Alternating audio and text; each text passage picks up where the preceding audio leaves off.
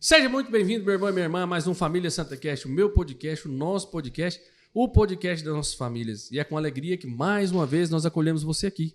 Vem pra cá, venha participar conosco. Ó, já clica aí no botãozinho, compartilha essa live com outras pessoas. Pelo menos 5 pessoas. Faz esse favor para nós. Essa sua ajuda é muito importante. E mais uma vez, eu não estou sozinho. Seja bem-vindo, minha esposa. Obrigada, amor. É uma alegria estarmos juntos mais uma vez. Hoje temos a graça de conhecermos um pouco mais da história dos nossos irmãos, né? Os nossos convidados especiais, a Edson e a Bia. Sejam muito bem-vindos. Amém. Obrigada. É uma graça ter vocês aqui conosco. Igualmente, obrigada. E antes de iniciarmos, né, como sempre, vamos clamar a presença do Espírito Santo, né, que o Senhor possa abençoar essa partilha, para que possa produzir muitos frutos, né, edificar a nossa fé, né, nosso crescimento. Amém. Em nome do Pai, do Filho e do Espírito Santo. Amém. Amém. Quero entregar também nesta Ave Maria todos os projetos e missões da nossa comunidade, né, que o Senhor possa estar sempre conduzindo tudo conforme a tua vontade, que Nossa Senhora esteja à frente, providenciando tudo o necessário. Ave Maria, cheia de graça, o Senhor é convosco. Bendita sois vós entre as mulheres, bendito é o fruto do vosso ventre, Jesus. Santa Maria, Mãe de Deus, rogai por nós, pecadores, agora e na hora de nossa morte. Amém. Sagrada Família, rogai por nós. São Luís e Santa Zélia, rogai por nós. Então, antes da gente iniciar esse bate-papo, mais uma vez falar dos nossos apoiadores. Então, inclusive você que está aí nos vendo, se quiser apoiar esse projeto, apoiar os projetos da nossa comunidade, né, procurem-nos aí nas redes sociais, né, fale conosco no final do grupo de oração também às quintas-feiras. Nós precisamos do seu apoio. Né? Então, eu queria falar da Pets Bus, que é lá do nosso irmão Fábio. A Pets Bus tem mais de 20 anos no mercado, nessa parte de pet shop, pet store, tudo que você precisa para o seu animalzinho de estimação, você vai encontrar lá na Pets Bus. Inclusive banho e tosa, veterinário, tudo que você precisa para o seu animalzinho de estimação, mais uma vez, uma boa ração, preço especial, né? E comprando lá com o Fábio, você vai estar ajudando aqui a nossa comunidade, tá bom? Outro irmão que tem nos ajudado também sempre é o tio Léo, lá da Leotech. Então, se você precisa fazer, né, aquela revisão no seu veículo, procure lá o tio Léo. Vai entrar as férias agora, começa agora, né, já o período de férias. Não se esqueça, vai viajar, se o carro precisa de revisão, faça isso, faça com qualidade e com irmãos de confiança. Então, vai aparecendo na tela para vocês também o telefone aí da Leotech.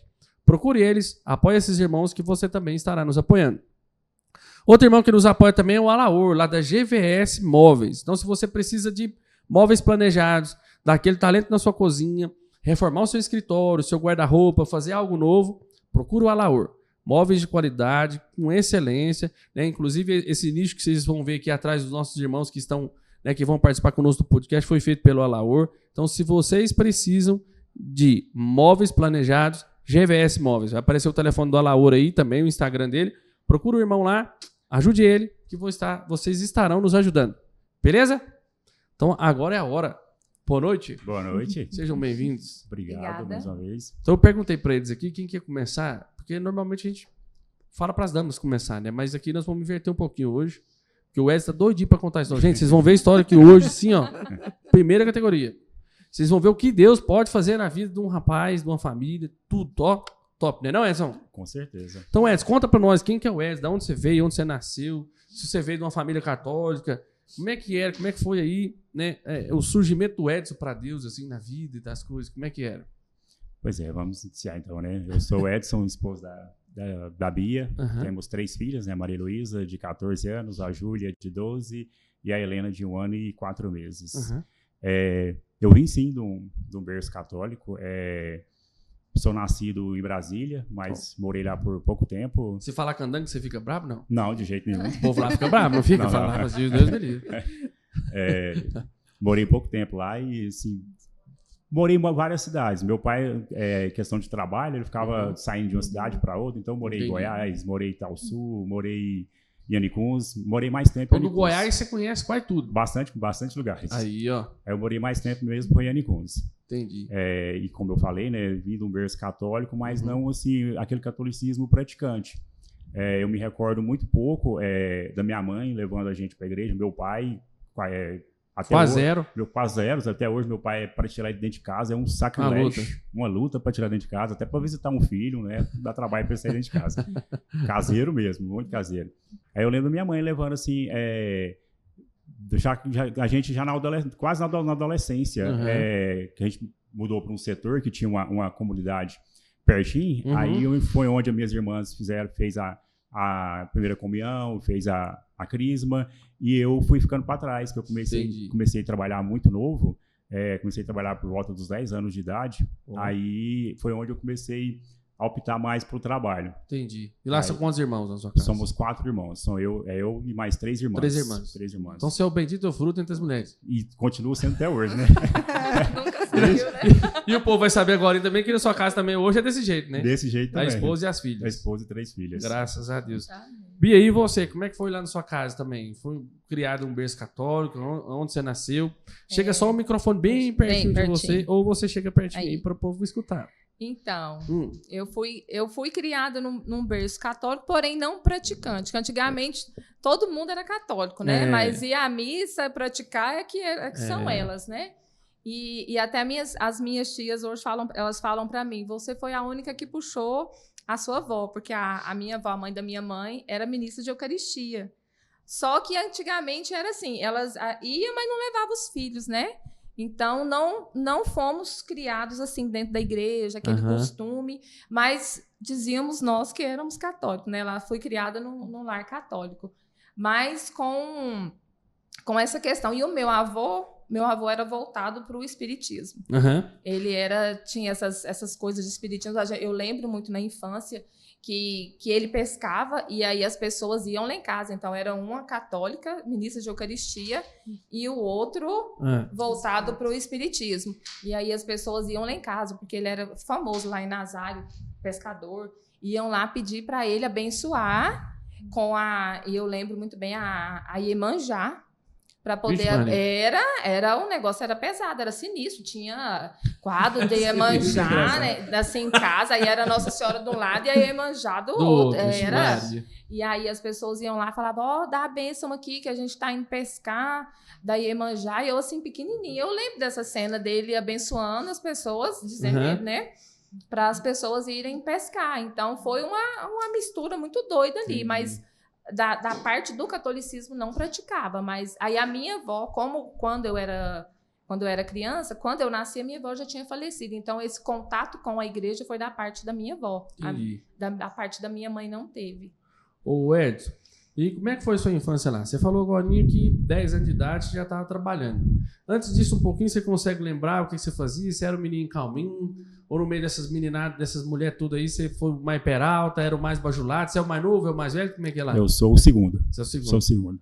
E aí você deu muito trabalho para papai e mamãe lá quando era pequeno ou não? Não, eu trabalho assim até que não. Eu sempre fui assim, até ter começado a trabalhar novo, com 10 anos, eu fui um menino assim, bastante, desde novo já com responsabilidade. Não fazia muita bagunça? Não fazia, assim, não, essas assim, coisas de interior mesmo, que morava no interior, né? No interior tem mais liberdade, você tá na rua, tá brincando. Nessa idade você morava onde? Em Brasília ainda, não? Em Brasília eu morei não chegou 2 anos. Foi 1 ano e pouco. Aí de Brasília nós fomos para Goiás, aí de Goiás... eu lembro que nós saímos de Goiás, eu tinha uns 6 anos, mais ou menos. Aí, então, morei uns 4. Que você começou a trabalhar, vocês estavam aonde já? E aí eu não estava em Anicuns já. Já estava morando em Anicuns, onde meus pais moram até hoje. Entendi.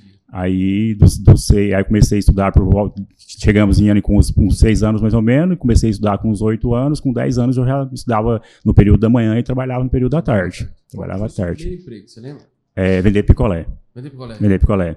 Vendia bem, não? Era um bom vendedor, vendia bem. Rodava Anicuns inteirinho de vender. Questão de trabalhar, assim, eu sempre fui esforçado, assim, no decorrer da nossa conversa aqui, vocês vão ver que questão de trabalho foi o que meu pai me ensinou desde pequeno. Meu pai sempre falava para o meu filho, para você ser um homem na vida, você tem que ter 3 coisas, responsabilidade, humildade e honestidade. E sim, foi o que ele me ensinou de berço. Aí eu trouxe isso para a vida inteira. Graças a Deus. E assim, em um certo tempo, assim, até essa responsabilidade focada demais, ela até me atrapalhou um pouco no meu casamento. Que eu dava muito ênfase para o trabalho e esquecia um pouco da família, né? Sim. Agora, nós chega lá nessa questão da família, você vai contar pro povo se você deu trabalho para a Bia ou não? Deixa ela contar e você vai arrebatar. Beleza. Bia, e lá na sua casa, são quantos irmãos? Eu tenho a irmã mais velha, eu sou a caçula e o irmão do meio. Nós somos 3. 3. Então, 2 mulheres e um homem. E um homem. Isso. E como é que foi essa infância de vocês também? Vocês eram tudo quietinho assim também? Não, eu era sapequinha, não era igual o Edson. Não era igual o Edson, não? Deu trabalho? Não. Eu era custosinha, mas custosa no sentido como criança, né? Sapeca, gostava de subir em árvore, essas coisas de criança mesmo. Mas nós não tínhamos, eu e os meus irmãos não tivemos muito contato. Porque foi uma diferença muito grande de idade, né? A minha irmã. E aí, o meu irmão, ele com mais ou menos uns 12 anos, ele foi pra rua. Então, ele foi criado na rua. Ah, é? Ele foi criado na rua, ele voltava pra casa pra dormir. Mas... Passava o dia inteiro na rua? O dia todo na rua. Então, assim, eu não tinha contato com ele. Pouquíssimo contato que eu tive com ele. E a minha irmã, antigamente, no interior, tinha muito isso. Quando a menina ficava mais ou menos mocinha, minha irmã já tinha uns 15, 16... Aí, como não tinha muita oportunidade de emprego, aí mudava vinha para a cidade grande. E aí a minha irmã logo veio. Então, assim, eu fui criada mais sozinha. Sem essa junção de família, né? Então, eu falo que eu fui criada totalmente num lar desconstruído, porque a minha mãe solteira, né? E um filho de cada pai. Ah, tem isso também? Isso também. Então, cada um foi de um pai. E aí... cada um migrou e eu fiquei. Aí a minha mãe tinha que trabalhar, né, para prover, porque ela era o homem da casa, né? Era a mãe e o pai, né? Então ela tinha que trabalhar para prover. E aí tinha uma tia que ela tinha alguns probleminhas mentais. Ela não funcionava muito bem, tadinha. Mas com todo amor e carinho ela cuidou da gente, né? Só que não soube cuidar. Ela era tipo uma companhia que ela fazia ali pra gente, né? Pra mim e pros meus irmãos. Mas os meus irmãos não como se diz, não ficava muito em casa, então eu que ficava mais. Mas fui criada na rua, largada, jogada. Entendi. Né? Porque não tinha horário para dormir, não tinha horário para comer, não tinha horário para tomar banho, não tinha instrução de nada. Então fui criada lá na casa dos vizinhos, lá perambulava na casa de um, na casa de outro, aí comia na casa de um, se desse, comia na casa do outro, e fui criada assim, mas sem uma estrutura familiar mesmo, né? Porque aí a hora que a minha mãe chegava, à noite do trabalho, aí eu voltava para casa, mas durante o dia era perambulando. Então, Bia, você está contando a sua história da sua família aí, você criou sozinha. Você consegue lembrar, por exemplo, nessa história toda, né, você vê sua mãe trabalhando o dia inteiro, né, você passando o dia com a vizinhança, gestos de amor da sua mãe por você, assim, de pegar à noite, pôr na cama, alguma coisa, conversar, perguntar como é que foi o seu dia, minha filha, ou não tinha? Não tinha. Não tinha. E depois, lá na frente, eu fui entender o porquê que não teve, né? Porque ela também não recebeu dos pais dela, né? Entendi. E aí ela tinha que, como se diz, suprir a nossa necessidade, ou comia, ou recebia carinho, contato, né? E aí eu lembro que eu ainda tive um pouco de contato com o meu avô, que o meu avô, quando eu tinha mais ou menos uns 7 anos, ele faleceu. Então, ele ajudou a minha mãe nesse período. E aí, até então, eu falo que, enquanto meu avô era vivo, a gente teve um pouco de convivência com família, porque aí as minhas outras tias, que moravam aqui em Goiânia, iam passear em casa, então os primos iam. Então, assim, a gente tinha um contato. Mas depois que o meu avô faleceu, aí esparramou todo mundo, e aí ficou mais a gente. Então, de vez em quando ia alguém, mas aí ficava mais, era eu, minha mãe e essa tia. E o meu irmão, ele sempre voltava também para dormir em casa. Mas era tantas da madrugada, era 2, 3 horas da manhã que ele voltava. Você soube o que ele ia fazer ou você sabe o que ele fazia? Não, quer ver? Ele veio aqui em casa esses dias, aí a gente foi conversar sobre isso, por conta que foi uma convivência tão distante, e ele é muito inquieto, ele não senta, né, pra conversar com a gente. Até hoje? Ele é inquieto, ele não tem sossego, não. Aí, assim, quando ele vai na casa da gente, ele fala, tem que ir embora. Eu falo, calma, ele já chega falando que tem que ir embora. Eu falo, calma, menino. Aí ele foi contar que ele ficava perambulando nos matos, caçando passarinho, comendo fruta da época com os amigos. Ficava andando na rua. Quando sua mãe ficava trabalhando nesses trem, pra ele não ficar em casa, essas coisas, ele ficava andando no meio dos matos, tomando banho no rio, caçando. Ele falava, não, gente, não passava fome, não. Comia manga, as frutas da época, mas ficava o dia todo. Só que aí ele empolgava e ele ficava à noite também. Aí ele E às vezes, por conta disso, às vezes até jantava na casa dos outros, alguém chamava. Ele jantava. E ele, às vezes, para não ficar com fome. Não, e ele falou que ele já sabia as estratégias, que o almoço era na casa de um, ele já chegava na hora certinho, e a janta já era na casa do outro. Já tinha as casas certinhas de pegar o almoço e a janta. Edson, 10 anos você trabalhando, você começou a vender pro colégio. O que essa, vamos colocar assim, precoce pelos mundos de hoje, pela época de hoje, mas antigamente a gente via muito isso, começar a trabalhar novo, mas o que você teve de positivo por ter começado a trabalhar novo e o que você vê como negativo por também ter começado a trabalhar novo? Ou não teve negativo, ou teve só positivo? O que você conta dessa época? Você vê o que você ganhou com isso? Não, positivo, assim, eu vejo bastante coisa, pela responsabilidade, pelo homem responsável que eu sou hoje, pela questão de responsabilidade de trabalho mesmo, de correr atrás, porque até comecei a trabalhar com 10 anos e eu não me lembro de ter ficado um mês à toa, de lá para cá.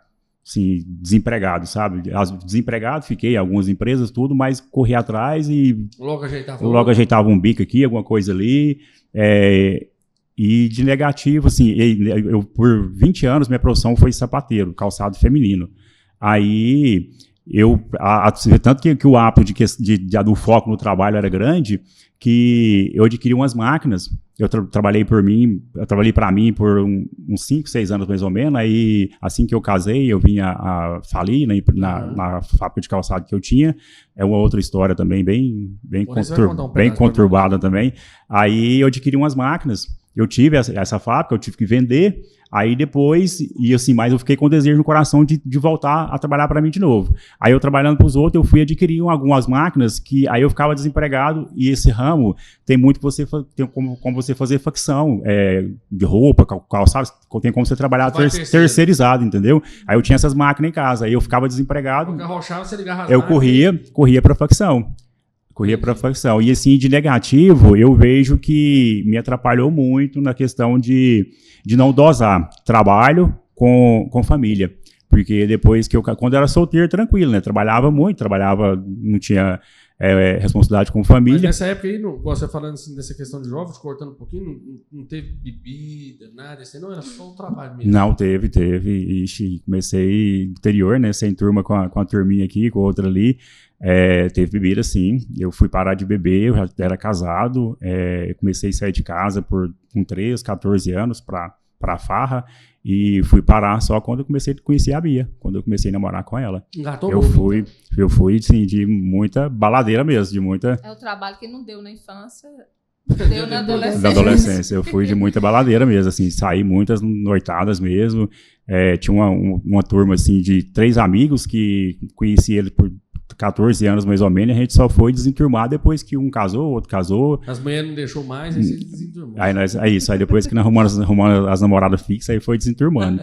Mas quando não tinha festa na cidade que eu morava, que era Niguns, né? Aí tinha festa nas cidades vizinhas, era todo final de semana. Os americanos do Brasil. Turvânia, americano. Ele foi lá em Nazário. No entanto, que eu conheci ela em Nazário. Eu conheci ela nessas noitadas. Eu tenho uma tia que faleceu, irmã do meu pai, que ela morou em Americano do Brasil. Eu ia muito para Americano do Brasil. Minha mãe punha nós no ônibus aqui, em Goiânia, nós sentados do lado do motorista ali e ia lá para casa dessa tia. Eu gosto muito de lembrar dessa tia, porque lá era fartura demais. Eu lembro que passava o povo assim, um bicicleteiro, vendia salgado, ela arrematava a forma para nós. Nós comíamos com vontade mesmo. Nossa. Ia para casa da tia feliz. Não, eu lembrei do salgado, gordinha braba. Eu cheguei a encher a boca d'água.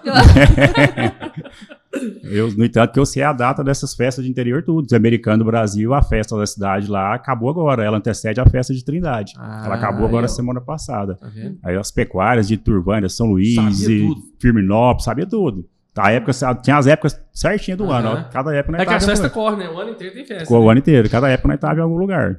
Então, assim, até questão de namorar, eu nem namorava sério. Era 1, 2, 3 meses, eu já saía fora, queria era farra. Queria trocar, moça. Queria era farra. E Bia, onde você entrou, hein? Onde eu entrei. E como é que foi a sua adolescência, Bia? Essas coisas, você foi crescendo nesse ambiente praticamente sozinha. Como é que você cresceu? Como é que foi isso? Foi esse despertar para a adolescência, ter consciência das coisas? Você começou a trabalhar cedo também? Não? Como é que foi? Eu trabalhei cedo também, mas o despertar da consciência não tinha, porque não tinha instrução nenhuma. Minha mãe era muito tímida, ela era muito fechada, muito mesmo. Então, assim, não tinha conversa. conversa, tipo, de explicar nada. Então, assim, eu falo que eu fui... Quando a gente teve uma época que mudou pra cá, eu cheguei aqui, eu tinha medo de andar para todo lado, porque eu não conhecia nada da vida, não tive instrução nenhuma da minha mãe. Ela não teve de sentar, de conversar, né? De sentar, de conversar, de explicar nada. Então, não teve essa instrução, né?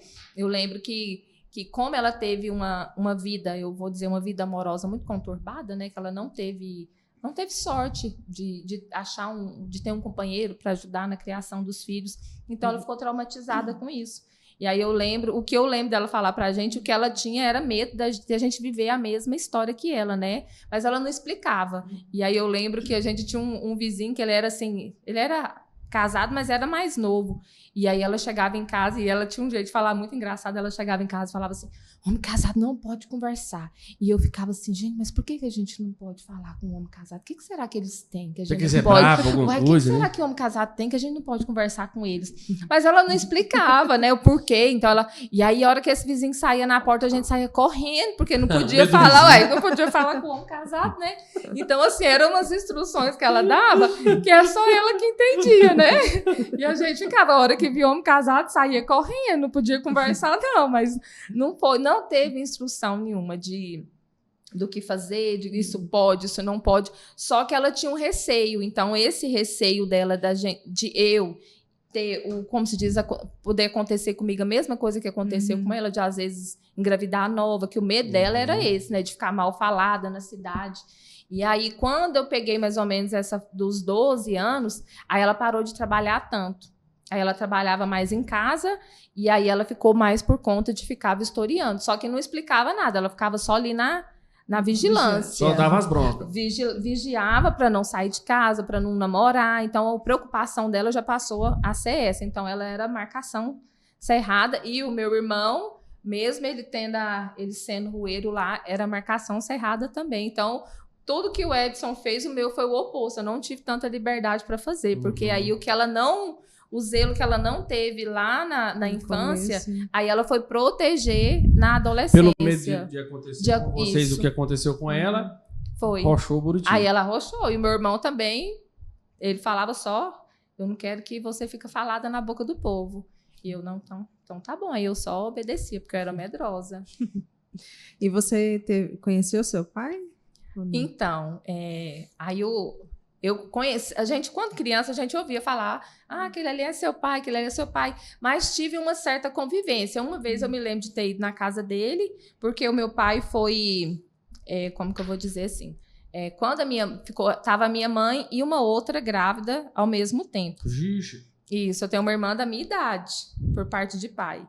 E aí, lá em casa, como se diz, era mais só a minha mãe, então não teve pressão nenhuma para casar. E da parte da outra, os irmãos dela pressionou e ele casou com ela. E ele era de Turvânia, mas ele morou em Nazário um tempo com a esposa. Eu lembro de ter ido na casa dele uma vez. E aí, maiorzinho, eu lembro que ele só passava na rua de casa, que ele morava lá. E a minha mãe falava que ele é seu pai. E eu, bom, aí de vez em quando ele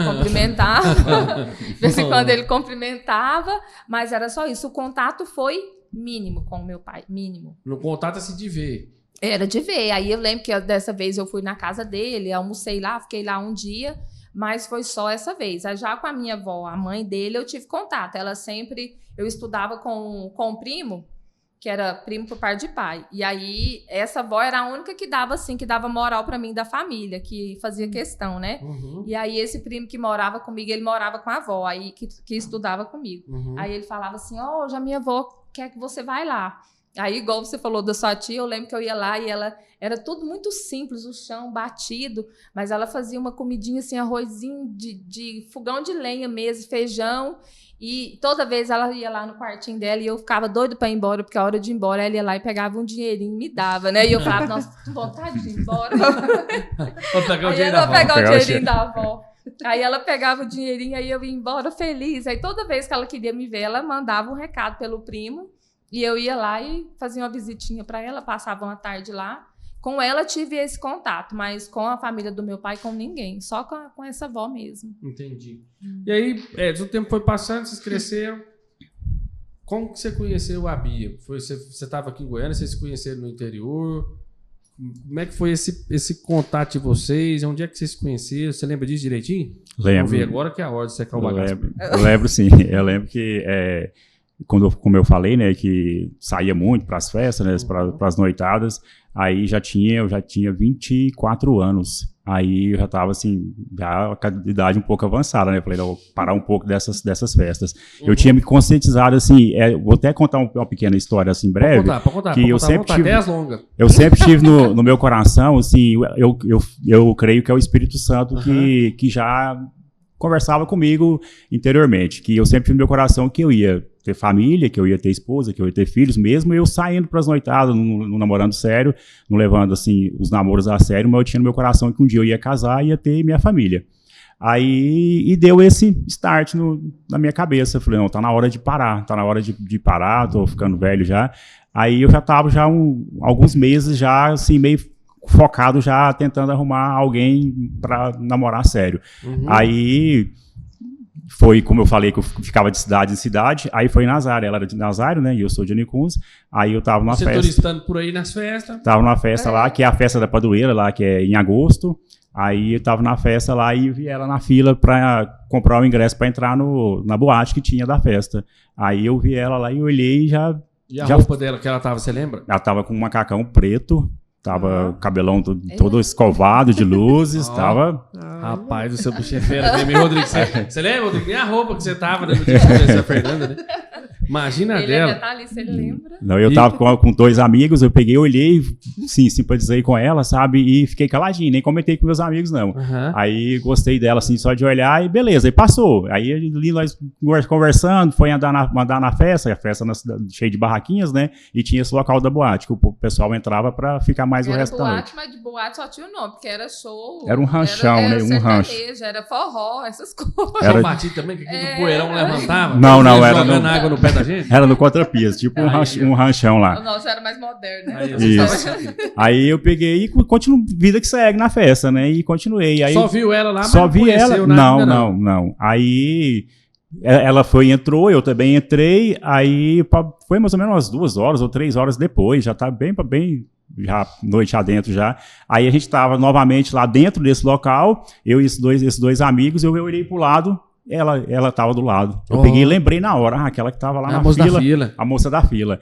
Aí eu lembro que tava passando uma música de dançar 2. Aí eu já virei, já chamei ela pra dançar.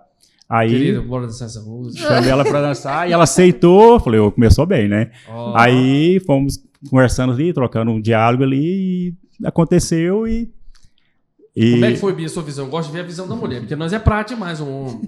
Tá vendo? Eu não lembro detalhe, mas aí como é que foi? Você viu ele na fila ou só viu lá dentro? Eu não vi, ele é mais detalhista do que eu. Ele então você tá quebrando a regra aí. Ele é mais detalhista que eu, sou mais provadinha. Mas você chegou perto dele lá na hora da dança porque você estava interessado nele ou foi um acaso? Não, eu não tava, eu nem tinha visto ele, aí ele me chamou, acho que ele lembrou que tinha me visto. Ou eu do lado viu você lá e falou assim, oi, moço. Foi, aí ele foi lá e me chamou pra dançar, e aí assim, em festa, assim, antigamente a gente dançava forrozinho, né, chamava, né, conhecia, era assim, antigamente era lenta, né, aí na nossa época já era o forró, né, aí ele chamou pra dançar e eu aceitei, né. E aí a gente dançou, né? E acho que foi a única vez, gente, que o menino esforçou, que ele deu conta de dançar, nunca mais deu conta, coitado. Dançou só essa noite? Só essa não, noite. Eu danço até hoje, mas é duro que só, viu?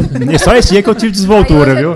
Nesse dia você... foi pra conquistar mesmo. Nesse dia eu soltou o corpo, ele falou, quero ver se eu não... Nesse dia eu tive desvoltura da dança. Eu falei, foi só aquela vez, nunca mais o pezinho dançou. Minhas filhas deles, vou fazer uma pergunta agora, vocês não levam em consideração porque o tempo era outro.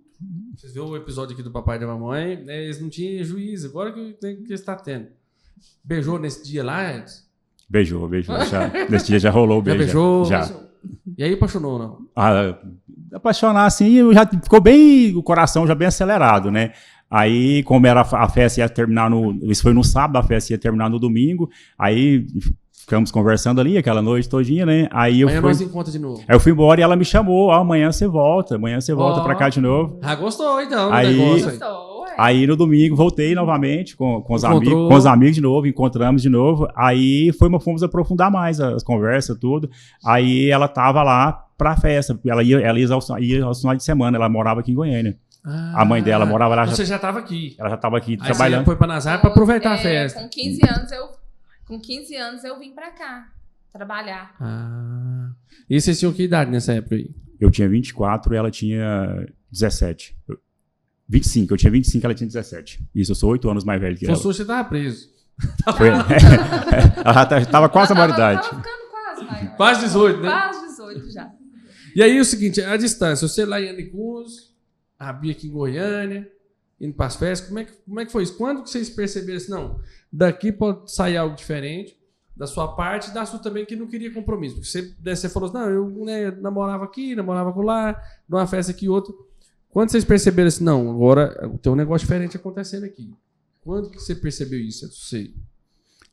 Sim, para falar a verdade para você, foi praticamente de imediato. Então foi amor à primeira vista? Foi amor à primeira vista, porque foi uma coisa assim, uma química muito forte, que foi algo diferente, que eu não tinha, uma experiência que eu não tinha vivido com nem outra menina na época. E eu já estava assim, com a minha mente já focado em quietar mesmo, em levar alguém a sério, entendeu? E foi uma química muito, muito legal, uma química assim, tanto da minha parte quanto da parte dela, que nós fomos aprofundando, e a hora que passou assim, poucas semanas, nós já viu que estava sério. Já estava sério. A gente já começou a namorar no domingo. No domingo já oficializamos que ia namorar aqui. Não, peraí, então. Peraí, que eu tento acelerar. Vou beber uma água aqui. Então, vocês conheceram no sábado. No sábado. No domingo já namorou? No domingo já pediu para namoro? Nós já conversamos. Rapaz, então esse caboclo apaixonou mesmo? Rapaz do céu. A decisão era quietar. Né? A decisão era quietar mesmo. Não, é plano de Deus, não tem explicação. Não tem, foi plano de Deus mesmo. Foi. Mas aí, depois disso, começou a namorar, mas aí o namoro foi à distância, inicialmente. Você aqui, ele lá, você vinha pra cá, ele ia pra lá, como é que foi isso? Porque assim, a gente ainda via muito questão de morar. Né? E nessa época, que eu havia falado antes, eu trabalhava pra mim nessa época, eu tinha a fábrica de calçado, né? Aí eu vinha em Goiânia toda semana, comprar material, comprar matéria-prima. Aí eu vinha, ficava o dia todo aqui comprando matéria-prima e já ligava pra ela, ia pegar ela no trabalho. E já ficava até mais tarde, aproveitava a viagem, né? E já ficava com ela aqui até mais tarde. Ia dar uns rolês e tal. Aí, um final de semana sim, um final de semana não, ela ia pra Nazaré, pra casa da mãe dela, e eu ia pra lá também, então a gente via com frequência. Bia, do início do namoro até o casamento, noivado, quanto tempo? Foram 2 anos. 2 anos. Entre namoro, noivado e casamento. Acho que foi... Foi um ano de namoro, aí a gente noivou 1 ano. Foi 1 ano de namoro, 1 ano de noivado. Aí eu tava aqui, e aí eu peguei e falei, não, vou voltar, porque tudo tava pra lá, né? Minha mãe tava pra lá, e aí tinha arrumado o namorado. Eu falei, não quero ficar aqui em Goiânia mais não. Aí pedi conta do emprego e fui pra Nazaré. E aí, como lá em casa o sistema era muito, assim, o povo era muito sistemático, e aí o Edson nunca teve namorado em casa, porque a minha mãe sempre restringiu a gente demais disso, né? De falar, de namorar, de tudo. E aí o Edson foi o primeiro namorado que entrou dentro da minha casa, então ninguém nunca tinha ido lá, então ele começou a conviver com a gente. E aí, como ele vinha de Anicuns no sábado, aí ele tinha que voltar depois para Anicuns, né, no sábado de madrugada, e voltava no domingo, depois voltava de novo para Anicuns. Aí ele falou, teve um dia que ele falou que dormiu no carro, a hora que estava indo de madrugada. Aí eu falei, não, vou conversar com a minha mãe para você dormir aqui. Só que pra minha mãe isso aí já era uma intimidade, assim, que ela... Meu Deus do céu, o namorado dormindo aqui, um absurdo. Mas ele dormia lá no quarto com o meu irmão. A gente até ri, tadinho. Porque o meu irmão trancava ele lá dentro do quarto com ele. E eu sempre dormi com a minha mãe, né, na cama com ela. E aí ele acordava de manhã e ficava assim, me ajuda, me tira daqui. Porque o meu irmão fechava ele lá dentro. Preso com o irmão lá dentro. Ele fechava ele lá junto. E aí ela pegou e falou assim, não... Esse namoro já tá sério demais, porque o namorado já tá dormindo em casa, já tá vindo aqui, dormindo. Então, vocês vão ter que casar. Aí eu peguei e falei pra ele, minha mãe já tá achando que você tá com muita liberdade aqui. Essa é das minhas, viu? Você já tá com muita liberdade aqui, então você vai ter que casar. E aí ele falou, então vamos casar. Aí eu falei, mãe, nós vamos casar. Aí ela assustou. Não, mas não é rápido assim, não. Eu falei, só pôs pressão, pôs pressão, o menino cedeu a pressão. Aí a gente organizou, falou, então vamos casar. Casar, 2 anos, casou. Casamos com 2 então anos. Então isso, o casamento é bom por causa disso, né? Casa, Aquilo que já tava bom, fica melhor. Fica melhor. Flores, né? Tava distante. Aquele romance, perto, né? Agora que casou, romance. juntou os trapinhos, uma casinha só. Marido aquele love, né? Respeitoso. Agora que a pressão aumenta. Vocês foram morar onde? E o início do casamento foi tudo essas flores mesmo? Como é que foi agora? Casou. Convivendo junto todo dia, acordando junto, dormindo junto? Como é que foi isso, Sérgio? Onde vocês foram morar e como é que foi esse início de casamento aí? Nós fomos morar na minha cidade, em Anicuns, e na mesma rua da casa da minha mãe, 4 casas acima da casa da minha mãe, e ela teve pouco convívio com a minha família, né? Porque devido à distância, eu que ia mais, né? Era poucas vezes que ela ia lá para casa da minha mãe. Aí onde começou, assim, o Espírito Santo veio para fazer assim, o novo homem e a nova mulher, assim, que eu vou dizer a nova mulher não, porque a Bia, ela sempre foi uma mulher assim, de muita fé, mesmo com pouca experiência que ela tinha, pouca idade que ela tinha, 17 anos, ela já tinha uma fé bem mais madura que a minha, bem assim, mesmo sem ter caminhado na igreja, tudo, era uma mulher fervorosa, uma mulher... Uma noção de Deus diferente. Diferente, assim, de responsabilidade também, por ter 17 anos, era muito responsável. Aí foi onde tumultuou tudo, porque depois que a gente casou... Nós casamos com 19, né? Ela casou com 19 anos. Mas peraí, você falou tumultuou. O povo fala que quando casa fica tudo bom, não, beleza. não ficou bom lá Deu em casa. certo lá, não? Ficou bom não, porque foi pouco tempo... não teve lua de mel, né? Porque até então nós fomos morar juntos, nós começou errado, né? Não casamos. Nós planejou de casar, não deu certo, aí nós fomos morar junto. Aí depois de 9 dias que a gente estava já na nossa casa, tudo tinha... alugado a casa, tinha imobiliado, tudinho, tinha feito compromisso com móveis, esses aluguel, tudo. Aí eu trabalhava para mim, tinha essa fábrica de calçado e tinha um representante e assassinaram esse representante meu para roubar o carro dele. Vixe. Uns pessoal, uns bandidos que veio de outra cidade, lá infiltrou lá em Anicuns e assassinaram ele para roubar o carro dele. Isso com 9 dias de casado.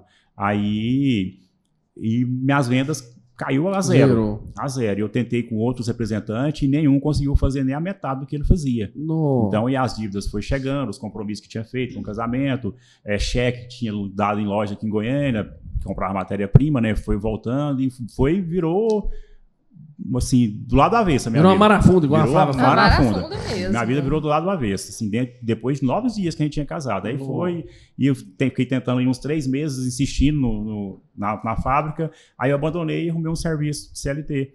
Arrumei um serviço, fui trabalhar, mas não custeava nem 50% dos compromissos que eu tinha feito. Aí foi onde a gente ficou lutando, aí assim, e eu, como eu era um cara assim muito responsável, minha família sempre vivenciou que eu era responsável, e eles começaram a me pressionar muito, porque o telefone dos contatos das lojas que tinha aqui em Goiânia, que eu comprava com cheque, tudo, era o telefone fixo da minha mãe. Não. Aí o telefone tocava, cobrança de loja, voltou cheque e tal, voltou não sei o quê, e eu fui para a Giota também, aí a Giota ligava e foi muito tumultuado mesmo, demais da conta. E ela pressionada, e ela sempre pressionada junto comigo também, que era poucos metros da casa da minha mãe. E assim, minha família sem experiência também, que ninguém nunca tinha passado por isso, começou eles me pressionar sem saber que estava pressionando, mas estava pressionando. Vou ter que resolver lá, como é que você vai resolver? Isso que resolver, e eu não tinha como resolver. Aí o Espírito Santo ajudou muito, ainda na época, consegui vender a fábrica, vender o carro que eu tinha, que é coisa rara, você conseguir vender uma fábrica fechada, geralmente você vende a máquina para um, para outro, eu consegui vender. Aí custeou um pouco das dívidas, mas não pagou tudo, porque já tinha juros, estava rodando, tinha uns 4, 5 meses já. Aí a gente ficou ainda 11 meses lá em Anicuns, como se diz, Flávia, nessa marafunda. 11 meses, e ela tentando arrumar trabalho, tentando me ajudar, e ela foi dando uns problemas de saúde, que a gente não descobriu o que era também. Ela arrumava um trabalho, passava mal, não conseguia firmar no trabalho. Aí, com 11 meses que a gente estava lá, a gente decidiu vir embora para Goiânia. Ela ligou para o ex-patrão dela, que ela tinha aqui em Goiânia, falou, eu estou pretendendo voltar para Goiânia, você me daria emprego de novo? Falou, não, qualquer hora que você falar que vem para Goiânia, o emprego é seu. Aí ela veio na frente, eu estava trabalhando de carteira assinada, esperei para resolver tudo, ela ficou aqui 1 mês na casa da tia dela, aí depois desse 1 mês eu vim também. Aí a gente mudou, veio de mudança tudo, aí sim, que a gente foi ser só nós dois. Porque até então... Tava tudo embolado. Tudo embolado, tudo misturado. Dívida, família, tudo aquela bagunça. E nós, até então, não tinha experimentado o que era o casamento. Mudou para Goiânia. 6-2, Bia. love. Agora foi viver a lua de mel. Não, porque assim, só fez coisa boa casamento. Né? Casamento a gente só pensa coisa boa, né? Assim, não, casamento é uma casamento benção. É uma benção, mas até a gente aprender a lidar com ele. Quando a gente tem Deus lá dentro. Isso. O casamento, e Deus é o centro, né? É uma casamento benção. com Deus é uma benção. Sem Deus é Mas tragédia. como é que foi, então, esse momento lua de mel? Não, até né? que Agora não tinha tantos conflitos, só porque... E aí, o que aconteceu? Nesse período lá, como o Edson era uma pessoa muito tranquila no namoro, muito calma, muito paciente, né? E aí, eu casei... E aí eu acho que devido a esse trauma, eu falo que o trauma grande da vida do Edson foi esse trauma nessa questão financeira da perda da fábrica dele. Porque ele se transformou em outra pessoa. E aí eu ficava assim, ficava rezando, né? O senhor vai passar, vai acalmar, né? Tudo isso vai passar. Tanto é que a gente ficou aqui muito tempo, eu e ele trabalhando para pagar as dívidas, né? E aí eu falava assim, quando a gente pagar essas dívidas, ele vai voltar ao normal, né? Ele vai voltar a ser calmo, a ser amoroso, mas muito pelo contrário, parece que o coração só enrijecia e ele só endurecia o coração. E aí acabou que eu me acostumei com ele, né? Mais enrijecido, mais endurecido, um sistema meio bruto que ele criou depois, porque não tinha. E aí muito bravo, muito ignorante. E a gente foi vivendo, mas fomos vivendo, porque eu ficava o tempo todo falando, né, ele vai mudar, ele vai, né, isso aí foi um trauma depois que a gente organizar tudo, e não passou, né, muito pelo contrário, parece que as misérias foi só vindo, né, Tom, com o passar do tempo, e foi acumulando coisas e foi só aumentando o jeito triste, numa depressão. Nada tinha, né? Não tinha alegria. Era assim, transformou totalmente. E eu ficava ali, esperando a hora que ele fosse melhorar, né? Mas não melhorou, né? E o que passava no seu coração nessa época? O que deixou você bravo assim mesmo? Foi isso? Foi essa decepção mesmo? Ou foi algo diferente? Foi o que realmente o que ela falou. Foi essa frustração com a perda da empresa. Foi, assim, questão assim, que eu comecei a trabalhar cedo, responsável, pagava as contas, tudo direitinho, de repente eu me dei ali que eu não conseguia pagar as contas. E fiquei devendo muita gente. Aí eu entrei numa depressão que até então eu não sabia que eu estava em depressão. Até então eu não sabia que eu estava em depressão. Aí essa tristeza, essa amargura e querendo dar a volta por cima, querendo o mais rápido possível pagar essas dívidas, comprar o carro novamente, tentar trabalhar para mim de novo, porque assim, eu coloquei na minha cabeça que eu ia voltar a trabalhar para mim de novo, que eu ia voltar até a fábrica. E eu acho que o meu erro foi esse, foi assim, querer ver lá na frente e acelerar o processo. Aí eu fui me amargurando, fui me fechando e era uma depressão que eu não sabia que eu estava. Não vivenciava o presente. Não vivenciava o presente. Só nessa retomada. Nessa retomada. E aí o tempo foi passando e eu, essa pessoa desse jeito que ela citou, e levava ela a sofrer. E a gente ficou quase 5 anos, só nós dois, sem ter filhos, né? Aí depois que veio a primeira filha também, do mesmo jeito, aí a responsabilidade aumentou, questão de financeira, né? Aí que eu mergulhava mais no trabalho ainda. Aí eu trabalhava numa fábrica, levava serviço para casa para fazer à noite, trabalhava até 11 horas, meia-noite, 1h da manhã. Foco sempre no trabalho. Sempre no trabalho. Quando foi que vocês perceberam que o nosso casamento tá no fio da espada? Ou a gente muda de vida agora, ou vai acabar o casamento? Mas essa é a questão. A gente não achava que estava tão grave assim. A gente achava assim. Eu tinha acostumado com o jeito dele. E o que acontece? Eu não tinha um modelo de família, porque a minha foi totalmente desestruturada, né? Não tive um modelo. E eu achava que aquele modelo que a minha era estava bom. Eu falava, não, deve ser assim mesmo. O homem deve ser bravo, estressado. Pode falar com o marido, você não falava com ele? Eu falava, esse homem deve ser desse jeito mesmo. Deve só pensar em trabalhar e a coitada da mulher tem que ficar aqui só cuidando dos filhos, não tem a presença, os filhos também não tinham presença. Mas deve ser isso aí mesmo, então vamos seguir no barco. E ele teve uma referência, porém uma referência voltada só para o trabalho também, que não foi o pai, né, Tom, que deu carinho, amor, que cuidou. O pai dele também foi focado no trabalho. Então, o exemplo dele foi esse também. Então, nós não tínhamos um modelo a seguir. Aí a gente achava que aquele nosso modelo ali era o ideal. Aí o que aconteceu? Nós viemos para o grupo da família. E aí nós começamos... Você só pausar para explicar como é que a gente veio para o grupo da família. Eu gosto de dar essa explicação, assim, devido ao que o grupo da família oferece, o que a comunidade Família Santa oferece, né? Deixa eu fazer só um parênteses aqui. Você falar do grupo aí, uma coisa que eu tenho refletido essa semana, até ontem eu estava partilhando com a Paula, vocês falando aí da referência de vocês, né? Não, eu entendi que a minha família estava até boa, porque eu vim de uma família que, teoricamente, era mais desestruturada do que é a minha. Então, a minha já está boa. Isso. Né? E eu falando da Paula, da nossa responsabilidade enquanto pais na formação dos nossos filhos. Isso mesmo. Porque, cara, o que você vai fazer na vida do seu filho, na infância dele, adolescência, vai refletir lá na vida dele, adulto. Talvez ele pode se tornar um alcoólatra, um drogado, uma pessoa viciada em sexo, essas coisas. Por quê? Por conta de palavras. Né? Eu tô vendo uma série aí, quando sobra um tempinho, eu tava até partilhando com os meninos, assim, ia ser uma bagunça danada de coisa. Né? E percebendo, assim, né, uma filha alcoólatra, um outro desestruturado, as coisas assim, e tudo por influência dos pais, por tentar imprimir nos filhos aquilo de errado que eles já herdaram lá atrás. Então, assim, não, meu pai foi muito rígido, eu tenho que ser rígido também. Tem até uma cena que a menina vira moça, né, menstruou, e aí ia ser a mãe do cara com a filha e tal, as coisas. E aí, de repente, ela vai lá no banheiro, a filha tá chorando, é um Natal. O que foi isso? Não, o que aconteceu? A menina mostra, ela fala, não, calma, liga a banheira e toma um banho quente.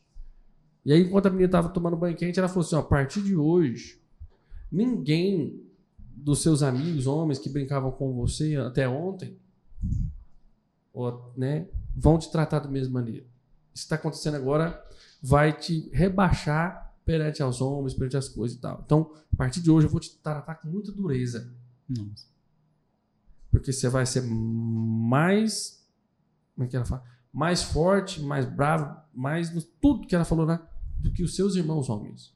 Para que ninguém te humilhe. E a partir daquele momento, a mãe começa a tratar a menina como um cavalo, assim, bruto. Rigidez mesmo. Então é isso. Né? Por exemplo, muitos relacionamentos são construídos baseados em coisas que a gente ouviu lá atrás. Conceitos, preconceitos, situações, né, que a gente conviveu no dia a dia. Né? E isso gera grandes problemas dentro da nossa família de insensibilidade, maturidade, de nervosismo das coisas e tal. Tudo mais. Então, Edson, detalhe aí para nós aí como é que foi essa chegada no grupo lá. Eu só queria fazer essa observação porque, meus irmãos, a nossa responsabilidade enquanto pais é muito, muito, mas muito grande. É muito grande. Muito grande. De amar mesmo, desses meninos perceberem que são amados, que a gente se importa com eles, mesmo com a nossa dureza. Isso. Eu falo para os meninos, ontem mesmo eu falei. Né, a gente tem a Isabela, que é a mais arteira, e às vezes assim, a gente chama muita atenção dela para poder corrigir, né, porque é necessário. E aí a Paula disse que um dia... sei lá, que a Paula falou pra ela falou assim, não, eu não presto pra nada. Aí, a Paula até falou, minha filha, que história é essa? Aí ontem eu fui lá e falei, Isabela, eu tava todo sentado assim desenhando, eu falei assim, Isabela, você é muito importante pra nós. Você é muito importante pra nós. E aconteça o que acontecer. Aí eu falei, você sabia disso? Ela falou assim, sei, pai, o senhor me fala toda hora. Então, de um tempo para cá, eu tenho tentado falar muito e reforçar isso, principalmente para ela, que eu sou mais, às vezes, rígido e rigoroso. E eu falei, eu te amo muito. E aconteça o que acontecer, minha filha, nunca esqueça que eu te amo e que você é muito importante para nós. Quando a gente corrige, quando a gente é severo, é por amor. Se eu não amasse, eu não falava isso. Não, pai, eu sei. Então, pronto. Então, isso é muito importante, eu não poderia deixar de falar isso, porque... Né, muitas famílias e muitos de nós não têm essa noção dessa responsabilidade. E por isso, e tudo aquilo que a gente faz no decorrer da nossa vida de casal, de família, reflete na vida deles. Com certeza. E muito forte isso. Eu falo muito isso, que eu falo que por devido eu não ter vindo de um lar saudável, né? Eu falo um lar onde tive uma base estruturada, né? Não tive uma base para que eu fosse uma mulher, né? Não tive essa base formada, né? Então, eu falo muito pro Edson hoje isso mesmo, que o nosso papel é colocar as nossas filhas, fazer uma base, né? Para que elas vão, não para o mundo, mas para Deus, né? Criar. Santidade, é santidade. Os nossos filhos têm que herdar de nós a santidade. O que nós somos, passou. Mas, assim, é mostrar para eles que é possível ser santos e viver aquilo, o ordinário da vida, na presença do Senhor, naquilo que Deus quer para nós. É isso, né? Sim, graças a Deus, a gente, quando a gente está na caminhada, Deus nos conscientiza daquilo que não foi bom para a gente, através dos nossos pais. Isso é um processo de cura, de libertação, que nos ajuda, que nos forja, né?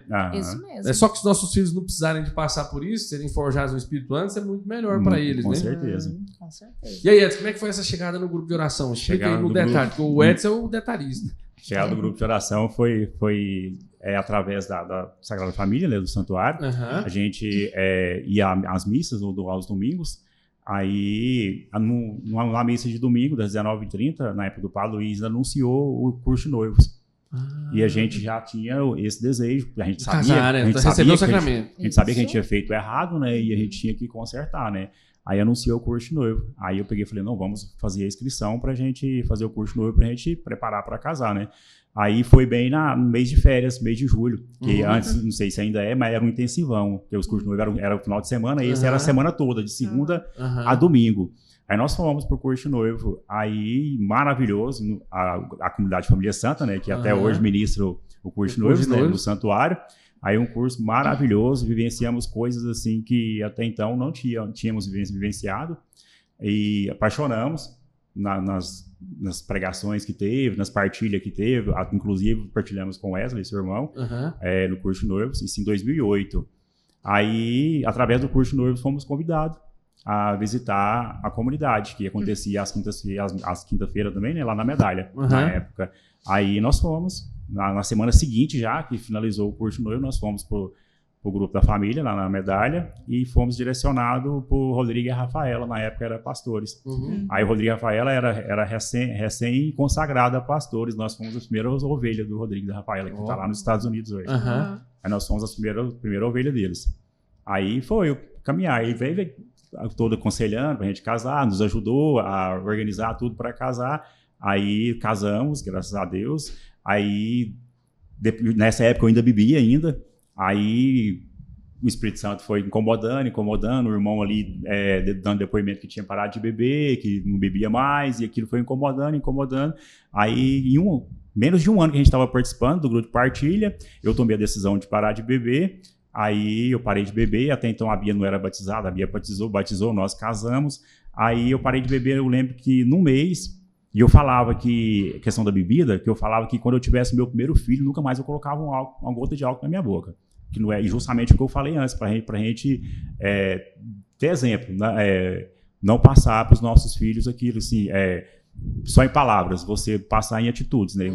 Não faça o que eu faço, mas sim o que eu digo, né? Aí eu decidi parar de beber, eu parei de beber, passou um mês, ela engravidou. Eu tomei essa decisão, já tinha no meu coração, passou um mês, ela engravidou. Aí eu falei, agora é sério, agora não posso ter recaída nenhuma. Aí, no entanto, graças a Deus... E nunca mais bebeu? Nunca mais, 15 anos, nunca mais. Antes de eu perguntar aqui, você quer falar alguma coisa? Antes de eu perguntar uma coisinha pra Bia aqui, vou falar dos nossos anunciantes. Só uma pausinha, vocês podem beber uma aguinha. E organizar direitinho. Então, eu queria falar mais uma vez, meus irmãos, daquelas pessoas que nos ajudam, não é? Os nossos apoiadores. Então, eu queria falar, né, da Azuri Motors, lá do Eduardo. Né, a Azuri Motors mexe com venda e compra de veículos, né, consignação e tudo mais. Então, né, a loja deles fica ali, ó, pertinho, quase em frente ao Shopping Flamboyant. Um espaço muito bonito, aconchegante e seguro. Quer vender seu carro lá, quer vender com qualidade, com segurança, com pessoas honestas? Entra aí, ó, no Instagram da Azuri Motors, procura eles lá, né? Procura Eduardo, que você vai ser muito bem atendido. Precisa vender seu carro, precisa comprar um carro, ó, top. Fala com o Eduardo aí. Outro irmão que sempre nos ajuda, está aqui na produção nesse momento, é o Rodrigo Roncolati. Então, o Rodrigo mexe com estratégia de marca. Se você quer reestruturar sua marca, refazer sua marca, né, fazer com que sua marca ganhe notoriedade aí no mercado aí, digital, ou seja lá o que for, né, procura aí Rodrigo Roncolati nas redes sociais, né, manda um direct lá para ele, se você quer fazer sua marca, né, quer pensar melhor em como o seu negócio ser mais bem visto aí na internet ou aonde você estiver, fale aí com o Rodrigo que ele vai dar essa assessoria para vocês, beleza? Outro irmão que nos ajuda também é o Igor Santarini, lá da Identidade Mais. Então, a Identidade Mais ela é especialista em gestão de tráfego pago. Então, se você precisa, né, criar leads aí, melhorar, né, o posicionamento da sua empresa, fazer com que a sua empresa seja notada nas redes sociais e as pessoas, isso também gere venda para você, Identidade Mais. Entra no site aí, identidademais.com.br. Beleza? Bia, vocês foram pro grupo de oração, fizeram curso de noivos, casaram, aí resolveu o problema. Não. Essa é a grande questão. É porque assim, eu falei isso num episódio, não é assim, desanimar as pessoas. Eu tô falando isso pra gente dar um choque de realidade pra todo mundo. Porque a gente acha que Deus é mágico. Não, Deus é espetacular e Ele faz. Tocou no seu coração, você parou de beber. Faz com que você tenha... o Espírito Santo ele vai falando para você, meu filho, que não faz isso aqui não pisa não. Mas não é mágica. Para que Deus faça as coisas acontecerem em nós, existe um processo e nós precisamos dar abertura para o Espírito Santo fazer. Essa é a grande questão. Ele demorou muito para abrir o coração. Mesmo a gente vivenciando tudo aqui. Porque eu falo que ainda existe, né? São poucas as pessoas que vêm, vivenciam tudo que a comunidade oferece, vivenciam encontros de casais, vivenciam tudo. Muitas pessoas mudam, né, de muitas coisas, mas o Edson mudou pouquíssimas coisas. O coração dele, eu falo com ele, como é que era seu coração? Era um coração muito fechado, né? E a gente vinha, vivenciava tudo, bebia da água e o coração endurecido. E o homem do mesmo jeito. Nossa, muito endurecido. Só parou a bebida, o resto? Não, Deus só tocou na bebida. O resto, o focado no trabalho. Eu lembro que pra gente ir pras partilhas, meu Deus, era uma luta. Ele ia da porta de casa até a porta de a senhora que desligava o carro, onde era a partilha, reclamando, murmurando, brigando, falando que tinha que estar em casa trabalhando e não sei o quê, não sei o quê. E assim, eu nunca fui de discutir muito não, mas assim, Deus me dava uma autoridade na hora de ir para a partilha, para o grupo, porque ele nunca queria ir. Nem um dia, se eu perguntasse para ele, você tá afim de ir? Então eu nem perguntava. Eu já me ajeitava lá. Não, já me ajeitava lá com as meninas e arrumava e só falava para ele, agora vai lá tomar banho. Mas aí da hora que ele começava a tomar o banho, já reclamava. Aí eu me lembro que teve um dia que ele se assustou. Porque teve um dia que a gente estava saindo de casa e os nossos filhos são muito usados, né? Por Deus, muitas vezes, para nos exortar, né? Uhum. E eu ficava muito ali calada. E aí a Maria Luísa, ele, a hora que saiu de casa, ele já começou. Eu falava que era o rabugento, já começava. Aí a hora que a Maria Luísa olhou para ele e falou assim, nossa, papai, eu não quero casar. Aí ele olhou, ela falou, eu não quero casar. Homem é muito chato. Coitada da minha mãe. Falou desse jeito, né? Você tá brigando com ela o tempo todo e ela não tá falando nada. Você é muito chato. E aí ele pegou e calou. Aí ele parou. Aí ele deu o trem travou, tomou né? Um choque de realidade. Foi. E aí ele foi até... A gente tava vindo pro grupo esse dia na quinta-feira. Aí ele veio caladinho, não fez a murmuração diária dele, veio caladinho e ficou quieto. Mas ele falou que ficou pensando, né, sobre... Eu fiquei bastante refletivo esse dia. Esse dia foi assim, o Espírito Santo usou dela mesmo. Aí eu percebi, realmente, eu murmurava muito, reclamava muito e sem precisão, que eu reclamava, mas acabava indo. Uhum. Reclamava, acho que era hábito que eu tinha... Só para não perder o costume. Só para não perder o costume. Eu reclamava, murmurava, mas sempre cedia, sempre eu ia. Mas não deixava de reclamar. Mas a murmuração é a oração pro inimigo, né? A gente tem que eliminar da vida da gente, né? Eu vou pedir a Bia para contar uma história aqui, porque é o seguinte, ela já deu esse testemunho no grupo, mas eu acho que a gente tem que contar para vocês entenderem o que Deus vai fazer na nossa vida, né? Então, assim, quando que as meninas ficavam doentes lá, como é que era? De febre de madrugada, e você chamava ele, já corria, pegava vocês, punha no carro e tal. Meu Deus, não ia não. Quando eu chamava ele, porque ele sempre foi muito dependente do sono, né? Então, assim... Trabalhava muito, mas dava hora de dormir. Isso, aí a hora de dormir dele era sagrada, né? E aí tem a Júlia, que aí a gente descobriu que a Júlia tinha asma, né? A gente descobriu um dia vindo de Anicuns, tava chovendo, fechou ela no carro com o cachorro, e a menina começou a sentir falta de ar, só que na mesma hora ele não quis levar para o hospital. Aí ele falei, não, vamos levar, a gente não sabe o que é. Não, vamos levar, não precisa levar não. Porque ele estava cansado da viagem, né? Além de trabalhadora, médico. Ele dava o diagnóstico. Ele também dava. O diagnóstico era sempre, vamos ficar em casa de repouso, né?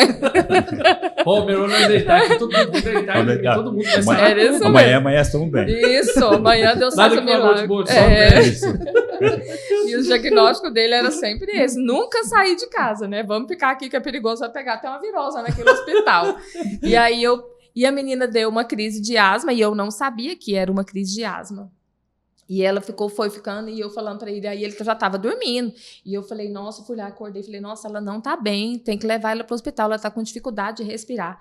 E aí aí o sono já tava na alta, né? Aí ele, amanhã a gente vai, eu já falei que não vai hoje, porque 5 horas da manhã, sair é muito perigoso na rua. Eu falei, não, então tá bom. Nossa, aí, 5 horas da manhã, achei que você ia falar 1 hora da manhã, não, meia-noite. Não, era de amanhecendo já. De amanhecendo, era muito perigoso. Tinha que esperar o sol sair para poder sair de casa. Não podia sair com o sol escondido ainda não. E aí eu fui fazer o quê? Fui rezar.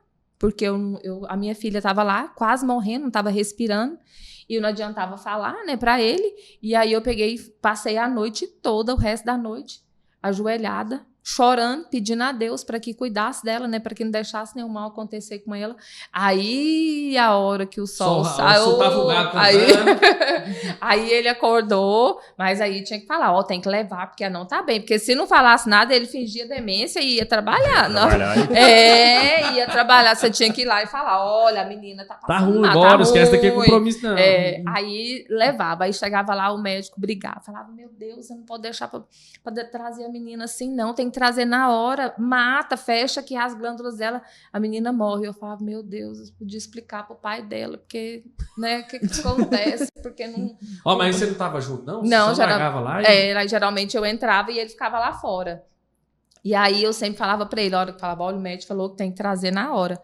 Porém, todas as vezes. E aí, é o que eu falo muito pra ele, né? Deus, ele nos prova. Ela nunca passava mal durante o dia. Era só na hora dele dormir. E as atitudes dele eram as mesmas, né? E sempre era a mesma. Tinha que esperar amanhecer para levar. E podia estar com o miolo para fora, que ele falava, não, põe para dentro. Espera dormir o sono primeiro. Vamos, espera. E assim foram com as meninas. Foi comigo também, né? E aí e eu passava muito mal. O nosso casamento passou por muitas curas e nós fomos entendendo que as curas foram acontecendo através da minha saúde e da saúde da Júlia, porque era onde nós éramos mais, eu vou falar, provados, né? Não vou nem dizer outra coisa, não. É onde Deus mais dava oportunidade para ele de ser um homem melhor, mas ele não entendia, né? E eu passava muito mal. E eu me lembro que uma vez eu peguei dengue hemorrágica. Ixi. Essa, eu demorei muito para perdoar ele. A hora que eu era, assim, eu sou fácil de perdoar. Mas essa eu demorei mais, porque eu peguei dengue hemorrágica. A Júlia tinha 1 ano, a Maria Luísa tinha... Eles tinham 2. 2, né? 3 anos. E aí... eu tava passando mal e eu falei, nossa, eu tô sentindo uma coisa estranha, né? Fiquei uns 2 dias ruim. Aí ele, não, vamos, porque eu já tava bem prostrada mesmo. Ele falou, não, vou te levar no médico. Muito custo foi. Aí chegou lá, ele viu a gravidade, porque o pessoal tava fazendo os exames e falou assim, os que são para internar com urgência, eu vou falar o nome agora, só que eu não achei que o meu tava incluído na lista, não. Aí o meu falou, você tem que ser internada com urgência agora, porque você tá com dengue hemorrágica e já tá num estado bem agravado. E aí eu me internei, ele me levou, né, me internei e eu fiquei lá 3 dias internada, não foi? 3 dias. E aí quando ele ia me visitar, aí eu pensava assim, eu ficava lá o dia todo sozinha, né, que eu tava, nossa, mas eu tava ruim demais, porque dengue hemorrágica é 3 vezes pior do que a dengue normal, misericórdia, você pensa que você vai morrer mesmo. E eu ficava lá, meu Senhor, com tanta dor. E aí, toda hora que os médicos chegavam, o diagnóstico era só pior. Eu falava, não, eu tô morrendo, gente, eu vou morrer aqui sozinha. Toda hora, nossa, isso tá baixo, isso também tá baixo. E a imunidade baixou junto, e eles estavam muito preocupados, porque tudo baixando e a imunidade baixava junto. E ele falava, menina do céu, você tá quase morrendo mesmo. E aí, ele ia me visitar e ele falava o quê? Bora, minha filha, bora, eu tenho que trabalhar. Aí eu bora, minha filha, vamos, eu tenho que trabalhar, o que você tá fazendo aqui? E eu falava assim, meu Deus do céu. Depois ele me atazanou tanto nas visitas, no terceiro dia que ele foi, ele pôs eu pra ir embora. Não, ele pôs eu pra ir embora. Ela veio embora. Rapaz, eu nunca fiquei sem palavra nesse podcast. Hoje eu tô sem palavras, eu não sei o que falar. Você deu alta pra ela? Ele é médico, né? Ele deu alta. A questão do que é o foco no trabalho. Eu pressionava ela com medo de ficar desempregado, porque eu tava faltando serviço, porque nós tínhamos crianças em casa, né? Ela internada e eu ia lá, visitava ela e voltava para ajudar minha sogra. Né? Nessa época tinha minha sogra ainda, voltava para ajudar minha sogra. Aí já tava com 3 dias faltando serviço. Aí eu com medo de ficar desempregado, de voltar a trabalhar, o patrão me mandar embora. Sempre com medo de não conseguir arcar com as minhas responsabilidades. E eu pensava, se eu ficar desempregado, a esposa e 2 filhas para cuidar. Então, assim, mas se a esposa morrer, você não tinha esposa para cuidar, não? Meus pensamentos eram esses. Era só voltar, era. Meus pensamentos eram esses. Minha mulher adoecesse, tem jeito, não tá aí, meu patrão faz coisa, moço, que se exploda o serviço com tudo. Eu quero ficar lá junto com minha mulher, rapaz. Não, ele não tinha, e era 1 hora de visita, e aí nessa 1 hora ele atazanava tanto a minha cabeça, que aí eu cheguei lá no médico e falei assim, eu quero ir embora. Aí o médico falou assim, mas você olhou os seus exames, minha filha? Morrer, falou, você não pode sair daqui. O que nós estamos mais preocupados com você é que a sua imunidade está muito baixa. Se você pegar uma gripe, do tanto que você está ruim, as plaquetas estavam lá embaixo. Você vai morrer. E eu falei, mas eu preciso ir embora.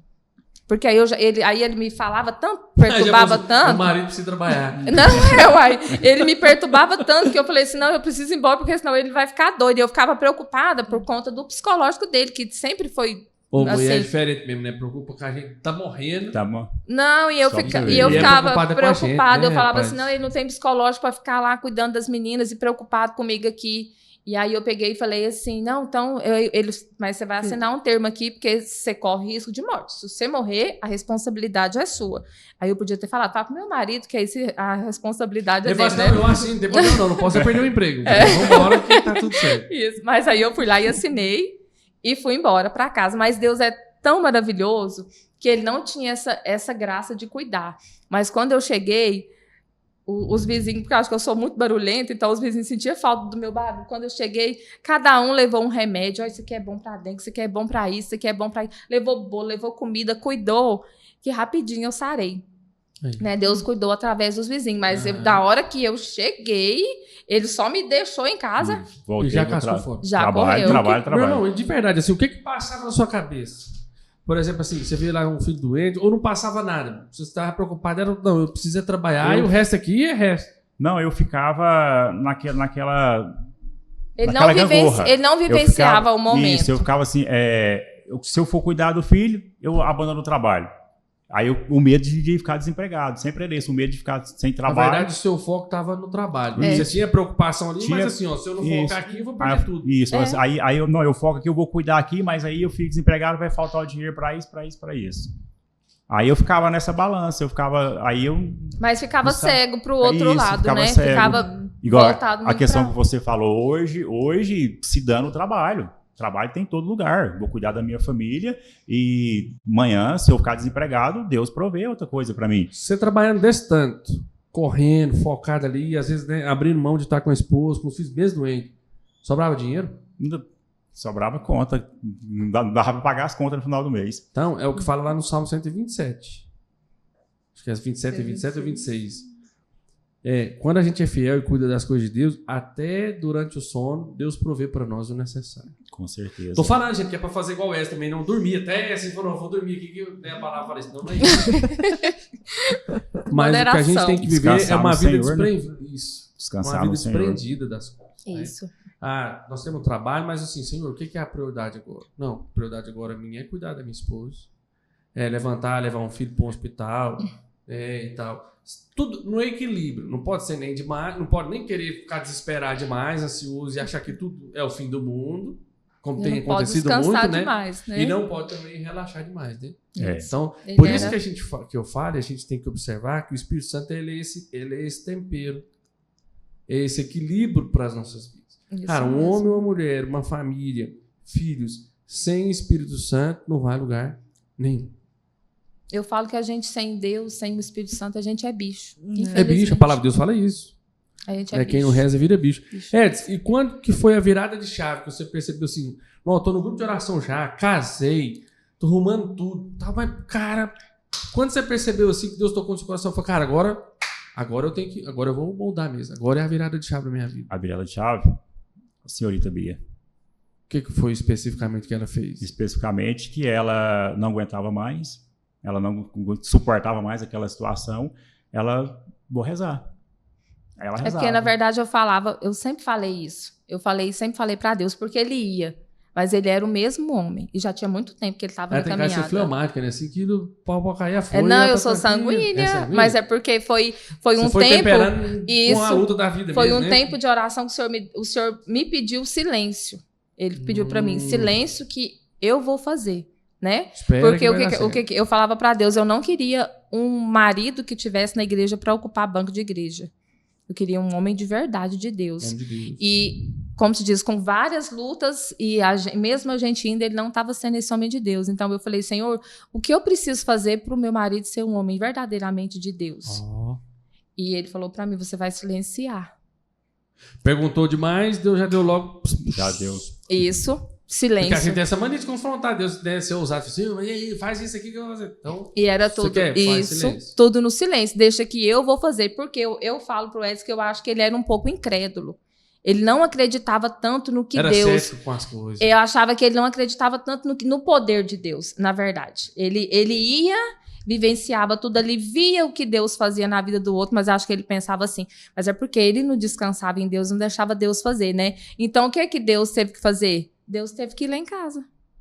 Já que ele não abriu o coração para vivenciar as coisas de Deus, Deus se fez presente em casa. Então, as curas do Edson foram todas em casa. Olha que bênção. Que geralmente é no encontro de casais, é no Homens Santos, é na... Assim, vivenciei muitos momentos maravilhosos, mas as curas mesmo foi lá em casa. E incrível, nas madrugadas, que eu dependente do sono e nas madrugadas. Que eu tive, assim, sempre ela teve o hábito sempre de dormir mais tarde, e sempre eu ia primeiro que ela, aí eu já apagava ali, já dormia, cansado, né, trabalhava demais, e ela rezava o dia todo, passava o dia em oração, nessa época eu já estava em casa, cuidando das filhas, só eu provendo, né, aí ela passava o dia em oração, jejum, vigilante. Aí as coisas iam acontecendo e nós ia distanciando. E para mim esse distanciamento tanto fazia, tanto fez. E para ela incomodava demais. Aí ela... porque cada vez ele ia ficando mais rígido, mais duro, o coração endurecido. E ela pegou, aí ela passou, a hora que ela ia conseguir colocar as meninas para dormir. Mas aí tudo ele ficava sem falar comigo, porque quando acontecia alguma coisa que ele achava que ele estava certo, porque na cabeça dele ele era certo sempre, não errava não. E aí ele falava que eu estava errada e ele ficava dias sem falar comigo. Muitos dias. E aí eu ia lá e pedia perdão para poder... Mas não resolvia, não resolvia. Ele ficava endurecido. Se conversava o necessário, sabe? Não ficava emburrado, na verdade. Né? E aí eu entrava, o Espírito Santo falava, faz jejua e ora e deixa comigo. E aí eu é para você tanto que o Espírito Santo, Deus age quando a pessoa se entrega, igual a Bia se entregou.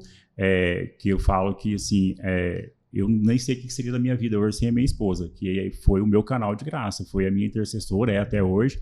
Agora eu falo, as minhas curas aconteceu tudo lá em casa, tudo dentro do nosso quarto, praticamente. Aí ela ia, eu já estava lá no milésimo sono lá, ela me acordava, nós precisamos conversar. A situação está assim, e ele ia conversando, várias vezes. Porque não foi só numa conversa, foi um exemplo, foi uma hoje, eu melhorava 10 dias, 15 dias, quando eu estava voltando a ser aquele homem velho de novo, aí passava um mês, ela conversava de novo, e sempre nas madrugadas. Eu lembro que por várias vezes ela me chamava para conversar, para a gente resolver a situação, e a hora que eu vi o celular despertava para mim trabalhar, sem ter dormido. Tinha dormido lá uma horinha, 2 horinhas antes dela ter ido conversar comigo. Passava a noite, claro. E no diálogo, Deus foi... No diálogo. Aí ali eu chorava, ali eu pedia perdão, ali rapaz. Ali ela, assim, o Espírito Santo agia tanto nela, que ela me conscientizava do meu erro. Você foi ousada também, né? Ela me conscientizava. Porque você sabia que o homem era brabo dormindo, que você acordava... Mas eu não estava sozinho, eu estava com o Espírito Santo, acho. Ela me conscientizava do meu erro. Aí foi o caminho que Deus achou para nós resolver as nossas situações, para colocar o nosso caminho, o nosso casamento no eixo.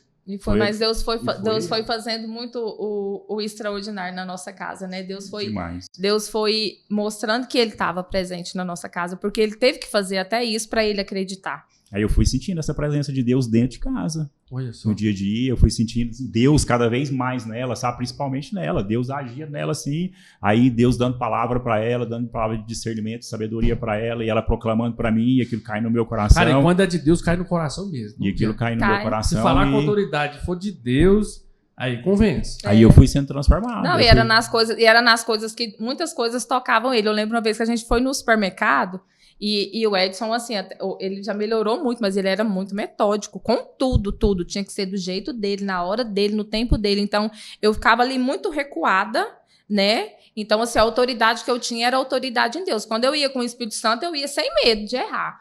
Mas quando era na minha humanidade, eu ficava quietinha por conta do jeito muito ignorante dele, né? Então, eu lembro um dia que a gente foi fazer, e Deus foi fazendo presente nessas coisas, e foram vários que ele foi se fazendo presente.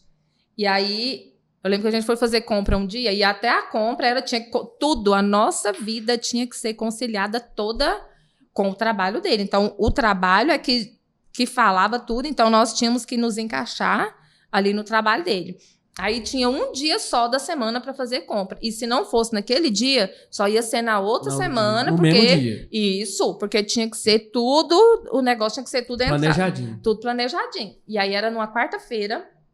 E aí a gente foi no supermercado e só tinha aquele dia, só aquele horário. Aí o horário era o tempo que o moço estava arrumando o calçado para ele pegar lá. Enquanto estava arrumando, nós estávamos lá fazendo a compra, terminou, pega e vai embora e ele volta para a lida dele. E aí a gente estava lá no supermercado, não tinha outro dia. E aí a gente estava lá no mercado, aí a gente pegou tudo, a hora que chegou nas verduras, e aí falou a moça do cartão, né? E nós só tínhamos o cartão. Aí a moça falou assim, o cartão nós não estamos passando nenhum tipo de cartão. Eu falei, meu Senhor Jesus amado, foi bloqueado e lá em São Paulo, então não temos dia... Travou o sistema, então nós não temos nem hora para falar que hora que essa pane vai voltar. Então não estamos passando nenhum cartão. Aí ele... meu Deus. Nossa Senhora, meu Deus do céu. Aí já deu uma depressão e eu peguei e falei assim, me veio uma autoridade, eu falei, não, vamos fazer as compras. Aí ali eu já pensei no tempo que eu tinha perdido, né, ali, de trabalho. Já fez as contas, já dava pra costurar. Porque você vê o tamanho da ignorância. O dinheiro que você ia perder. O tamanho da ignorância. Eu trabalhava pra mim, eu fazia facção dentro de casa. Sério, Horário, você vê, horário Era, flexível. Podia muito bem fazer horário flexível, não, mas não era metódico. Colocava toda a família escrava junto. E aí eu já ficava ali, porque já não tinha nada em casa, mas ele não tava nem aí pra isso também, não. Se fosse pra poder fazer, era só na outra semana. E a gente tinha que se virar com o que tinha ali. E aí eu peguei e falei assim, não, vamos continuar. Falei, agora o Espírito Santo está aqui comigo, vamos continuar. E ele falou, mas como assim? A mulher falou que não está passando. Vamos continuar a fazer compra. Compra, pega tudo que nós vamos pegar aqui, ó. Vamos pegar as verduras com alegria. Ainda falei para ele, porque ele estava com alegria no rosto. Quer ver eu sorrindo? Não quero ver eu sorriso. Cadê eu sorriso? E ele naquela tristeza, colocando as verduras, mas ele acreditou. Não vai. E ele foi pegando e eu falei, não, vamos pegar, vai dar tudo certo. Falei, olha, sorria, vai dar tudo certo. A hora que a gente chegar lá naquele caixa, nós vamos perguntar pra moça, tá passando cartão? E a moça vai falar assim, normalmente, escuta só. E aí nós somos. E aí o povo já tinha tudo ido embora, porque passou o cartão, quem era cartão foi embora. E quem era do dinheiro... E aí ele já tinha ido até lá no balcão perguntar como que era. A moça falou, não tem hora para voltar, não. Pode demorar 3 dias, 4 dias, não tem hora para voltar. E aí ele deprimido, eu falei, não, vamos comprar, vamos pegar esses frutos aqui, tudo, vamos pegar tudo. E nós pegamos. A hora que nós chegamos lá no caixa, eu falei, pergunta para a moça. Aí ele perguntou para a moça, tá passando o cartão? E ela falou, normalmente. Com essas palavras, desse jeitinho. Rapaz do céu. Eu sou sem palavra de novo. Né? Porque assim, fé é pura, né? Como é que faz trem desse? Então, assim, o que deu? O que eu vejo vocês comentando aqui? Eu tava pensando, né, e refletindo nas outras situações, né? O quanto a gente precisa, primeiro, ser dócil ao Espírito Santo e rezar um pelo outro. Talvez quantos irmãos servos que estão nos assistindo, né, que tem uma formação, alguma coisa... Né, que vê o marido numa situação, porque assim, a nossa conversão ela é constante. Tem coisa ainda que você precisa mudar, tem coisa que você precisa mudar, a Paula, eu. Cara, e nós somos os principais, né, humanamente falando, isso que eu tô falando, intercessores uns dos outros. O Padre Léo falava, o marido e a mulher são os únicos que podem tocar, impor as mãos um no outro e tocar, inclusive, em partes que ninguém mais pode. Ninguém mais. E é verdade mesmo. E aí, às vezes, fica reclamando, às vezes fica com preguiça de rezar, de fazer um sacrifício pelo outro, né, de poder entender ali a limitação do outro. A Paula não é muito de pedir as coisas. Ela não pede nada, assim. Aí, mas tipo assim, não é dar dica também, que não é de jogar indireto, quando precisa, mas assim, ver um vestido, um trem, nossa, achei tão bonito esse vestido, olha aí pra você ver. É mais discreta, igual eu também sou assim. Não, aí eu olho e falo assim, não, beleza, bom. E aí? É porque o homem tem que falar. Aí eu já chego e falo assim, eu faço, você quer o vestido? Você tem que me falar. Eu brinco, eu falo, você tem que falar, você tá precisando de roupa, você tem que me falar, ué. Não, tá. Fala não. Mas eu já entendi. Aí semana, né, hoje, graças a Deus, eu trabalho pra mim, tenho muita responsabilidade, mas trabalho pra mim. E aí ela, nossa, precisava ver, lá na 44 é mais barato. Aí eu já pego assim, mas barato quanto? Não, tipo assim, metade do preço. Não, então compensa, é bom, né? E aí eu pego e organizo, cara, com os meninos do serviço. Falo assim, galera, eu não vou trabalhar agora de tarde, ou minha parte aqui tá pronta. Ligo pra ela e faço, Paulo, arruma aí que eu tô te pegando, nós vamos lá na 44 e vamos comprar. Aí chegou lá, não, um vestido. Eu falei, não, pô, logo 2. E tal. Então, assim, não tem essas coisas. E ela se sente muito amada, né? Não, assim, a gente tem que ter essa sensibilidade dessas coisas, né? E o Espírito Santo que dá isso pra nós. Eu acho que eu tô longe de rezar e de ser, assim, modelo de intimidade com o Espírito Santo. Ixi, muito longe do que eu desejo ser, sabe? Mas estamos no processo, mas a gente caminho, tem que, né? Mas a gente tem que pedir a Deus essa graça, poder agradar um ao outro com um copo de água.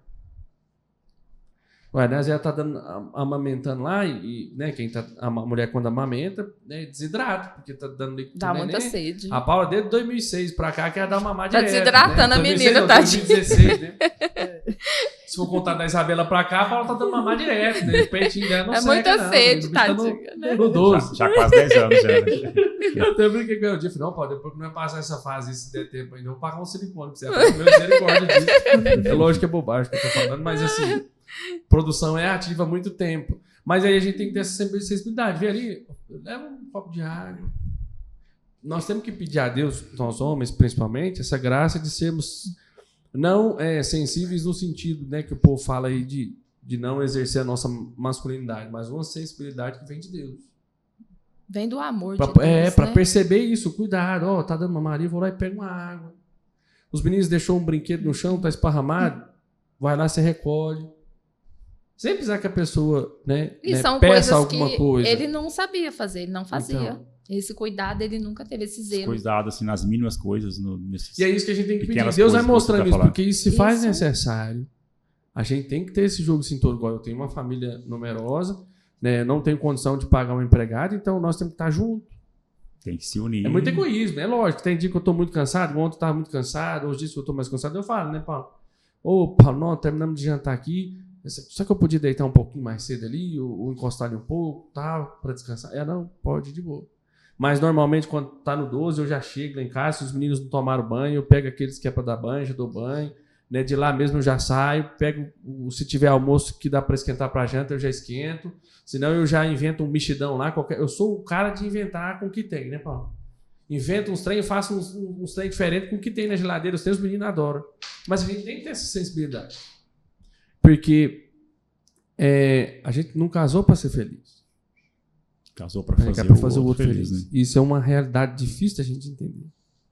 Pelo nosso egoísmo. E aí, pra gente ir caminhando no final, eu queria que você olhasse para ela, mas assim, olha o microfone aí pra vocês falar direitinho. Olha pra Bia, Edson. No olho da Bia, mas pode olhar intensamente. Pode olhar aí. Pode chegar mais pertinho, casamento. Você está muito longe. Se fosse pra você falar pra Bia hoje, você nunca falou para ela de tudo aquilo que vocês passaram, né?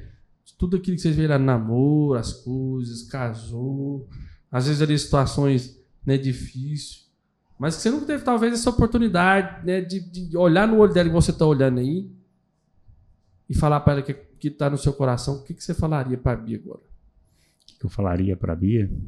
Primeiramente, assim, a palavra que vai definir tudo é gratidão. Gratidão por tudo que você fez por mim, pela mulher que você se tornou, que desde aquela menininha de 17 anos já dava sinais de que você ia se tornar essa mulher de Deus, essa mulher guerreira, essa mulher que, quando é para Deus, é sempre sim e nunca não. E você me ensinou. Você me ensinou que para Deus é sempre sim e nunca não. Mesmo que hoje eu ainda tenha dificuldade, igual o Ashley falou, É um processo, é todos os dias. Eu ainda tenho dificuldade ainda para muitas coisas, mas tenho o meu coração totalmente aberto para seguir com você até o fim, no caminho de Deus, levando as nossas filhas sempre para Deus, nossas filhas que já estão servindo, já estão no caminho de Deus também. E a palavra é gratidão. Gratidão por tudo que você fez, tudo que você é, e eu não me vejo nenhum dia da minha vida sem você, porque eu te amo eternamente. Pode dar até um beijinho agora, misericórdia. Pode dar, tá permitido. Bia, fala pro Edson o que ele significa para você hoje também. Chega pertinho do microfone aí e conta. Porque o que Deus quer fazer com a gente é isso. Porque se fosse tudo muito pronto, era muito simples. E Deus pode fazer assim. Mas o que Deus quer mostrar para nós, tem os menininhos chamando aí já. Vai liberar o papai e mamãe, peraí. Olhando para o Edson, mesmo sabendo de tudo, das nossas imperfeições, o que Deus pode transformar e o que Ele já transformou. O que é o Edson para você hoje? E se você pudesse resumir isso numa frase, umas palavras, né? O que você tem para falar para o Edson? Chega pertinho do microfone aí, agora eu vou precisar de você chegar pertinho. Então, vou chegar aqui, mas vou olhar para aí. você. O povo ouvir, para nós aprender, hein, gente? Para a gente aprender. Eu tenho muito que agradecer também pela entrega, né? Pela sua entrega, pelo homem que você se tornou, pelo pai, né? Que você se tornou, o homem de Deus que você é hoje, né? Foi muito difícil Deus alcançar o seu coração, mas eu tenho certeza que hoje você é um homem de Deus, você hoje tem o coração aberto para Deus, para tudo que é de Deus. Deus te fez experimentar, né, o extraordinário dele na sua vida, né? E eu tenho muito que agradecer a Deus por você ter aceitado, né, caminhar comigo nesse caminho, né, que eu não me vejo em outro caminho, e eu sei que às vezes árduo um pouco para você, porque eu tenho esse desejo muito grande de estar com Deus. E obrigado por estar comigo, obrigado por ter cedido, obrigado por abrir o seu coração para o caminho de Deus, para que a nossa família colhesse hoje os frutos, né, no caminho de Deus. Obrigada por tudo. Deus abençoe. Glória a Deus. Pode beijar de novo, gente. Vocês ficam com vergonha. Eu vou aproveitar ainda, não é? Ué. Meus irmãos, então é isso que Deus quer fazer nas nossas vidas, né? Transformar. Sempre. Nós somos pessoas em eterna construção e conversão. E louvado seja Deus pela vida de vocês, né? Por esse testemunho bonito, né? Por a gente perceber mesmo, essa mudança em você, né? Você também, Bia, né? Porque assim, a gente sempre está disposto a mudar. Deus vai nos dando os meios. Às vezes a gente está indo de um jeito, Deus mostra, não, vai assim, vai no silêncio. Vai no silêncio. Às vezes a gente quer falar muito, né? Porque a gente, né, sanguíneo fala demais. Fala.